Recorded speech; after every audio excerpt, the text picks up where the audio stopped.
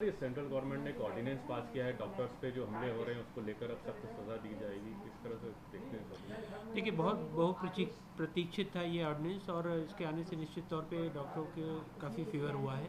और अभी तक ये होता था कि डॉक्टर अपनी जान को खतरे में डालकर और दूसरों को सहयोग करने के लिए उनका काम कर रहे थे। इसके बावजूद भी पब्लिक के द्वारा कई इंसिडेंट्स ऐसे हुए हैं जब उनके साथ बदतमीजी की गई, उनके साथ मारपीट भी की गई। अब उम्मीद है कि इस ऑर्डिनेंस के आने के बाद ऐसे यदि कोई व्यक्ति ऐसा कृत्य करता है तो निश्चित तौर पे उसे सज़ा भुगतने के लिए तैयार रहना पड़ेगा। इंदौर में भी सर दो घटना बड़ी नेशनल पे रही जी, है। इंदौर में भी दो जगह पे ऐसी एक घटना हुई थी, चंदन नगर भी, और एक दूसरी घटना जो इधर हुई थी टाटपट्टी बाखल में। तो इनको भी इसी परिप्रेक्ष्य में देखना चाहिए, और उनके जो भी अपराधी हैं उन्हें उसी प्रकार से सज़ा मिलना चाहिए। आपका नाम बता दीजिए। मैं डॉक्टर प्रवीण जड़िया, मुख्य चिकित्सा एवं स्वास्थ्य अधिकारी, इंदौर। सर ये एक और लैब को मंजूरी दी गई है, कब से इसकी जांच शुरू होनी है, कौन से लैब? प्राइवेट में एक लैब को अभी अनुमति प्राप्त हुई है, और शीघ्र ही इनकी रिपोर्ट आना चालू हो जाएंगी, और इससे हमारा जो लोड है वो कम हो जाएगा। लगभग 50 सैंपल्स प्रतिदिन लगाने की इनकी क्षमता है, और जो हमारी मेडिकल कॉलेज की क्षमता है उसमें निश्चित तौर पे हमारी बढ़ोतरी हो जाएगी। सर अभी फिलहाल मौजूदा स्थिति में कितनी अप्रॉक्स अभी मौजूदा स्थिति में सर कितनी जांच हो पा रही है? 250 से 300 तक का लक्ष्य रहता है, जो मेडिकल कॉलेज में राउंड द क्लॉक जाँच होती है वो हो जाती है। सर 3 दिनों से जांचें कम हुई हैं, तो जी लैब टेक्नीशियन भी इसमें प्रभावित हुए हैं। जी, मेडिकल कॉलेज की जो लैब है वहाँ के कुछ लोग प्रभावित हुए, वहाँ के एक डॉक्टर संक्रमित पाए गए थे, और उसके बाद से वो जो सहायक कर्मी थे उनको भी पॉजिटिव आया था। इस वजह से कुछ काम प्रभावित हुआ था, लेकिन बाकी जगह जो सैंपल्स कम ही आ रहे थे। इनकी काम प्रभावित होने की वजह से सैंपल्स कम लग पाए हों, ऐसा नहीं है।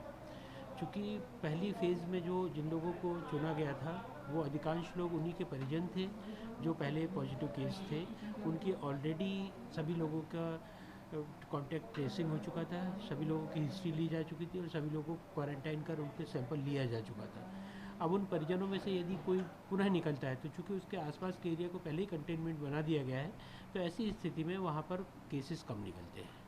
सर एक मैसेज जो चल रहा है, खबर ये है कि एक पेशेंट थे ललित बरजातिया, जिनका 19 अप्रैल के दिन निधन हो गया था। उन्हें 8 तारीख के दिन भर्ती कराया गया था एक निजी अस्पताल में, लेकिन उनकी जांच रिपोर्ट क्योंकि 11 तारीख को ही दो दिन बाद आ गई थी, लेकिन परिजनों को 21 तारीख के दिन हॉस्पिटल द्वारा जानकारी दी गई थी कि उनकी रिपोर्ट जो थी वो पॉजिटिव है।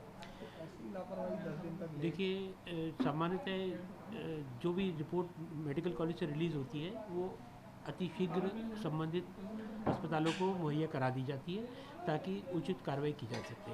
यानी कि यदि कोई पॉजिटिव है तो उसका पॉजिटिव के रूप में इलाज प्रारंभ हो जाए, कोई नेगेटिव है और एसिम्प्टोमेटिक है तो उसे छुट्टी देने की कार्रवाई प्रारंभ कर दी जाए। इस प्रकरण में ये प्रतीत होता है कि रिपोर्ट आने के लगभग 10 दिनों तक भी रिपोर्ट बताई नहीं गई। इस विषय पर जांच की जाएगी, और जो भी संबंधित व्यक्ति के खिलाफ जो भी पाया जाएगा उस पर आवश्यक कार्रवाई की जाएगी। सर इसमें कितना खतरा है संक्रमण फैलने का, क्योंकि परिजन भी मरीज के पास थे और 10 दिनों तक जो लोग उनके अंतिम संस्कार में भी शामिल हुए थे, तो एक काफ़ी चुनौती हो जाएगी स्वास्थ्य विभाग की तरफ निश्चित तौर पे थोड़ी चुनौती तो बढ़ जाती है, और ये देखना होगा कि उनमें से कोई किसी भी परिजन को यदि किसी भी तरह के कोई लक्षण आ रहे हैं अथवा नहीं आ रहे हैं, यदि लक्षण आ रहे होंगे तो उनकी तुरंत कार्रवाई करके उनकी जाँचें कराई जाएंगी। यदि नहीं आ रहे होंगे तो उनको सिर्फ होम क्वारंटाइन सजेस्ट किया जाएगा। सर आज कुछ डिस्चार्ज भी हुए पेशेंट? जी, आज कुछ 12 लोगों के डिस्चार्ज होने की सूचना है, जिनकी सेकंड रिपोर्ट निगेटिव आ चुकी है, और इसके बाद हमारा जो आंकड़ा रहेगा वो 87 तक पहुंच जाएगा। इंदौर के? ये इंदौर के डिस्चार्ज? जी। सर कुल 102 डॉक्टरों को जो है अलग अलग जिलों से भेजा गया था। अब तक कितने डॉक्टरों ने इंदौर में ज्वाइन किया, क्योंकि इंदौर की स्थिति काफ़ी क्योंकि रेड जोन में इंदौर है। इंदौर रेड जोन में है, और यहाँ पर मानव संसाधनों की भी बहुत आवश्यकता है, क्योंकि हमारे जो साथी चिकित्सक और पैरामेडिक्स काम कर रहे हैं वो लगातार 1-1.5 महीने से काम कर रहे हैं। अब उन्हें भी थोड़ा विश्राम दिया जाना आवश्यक है।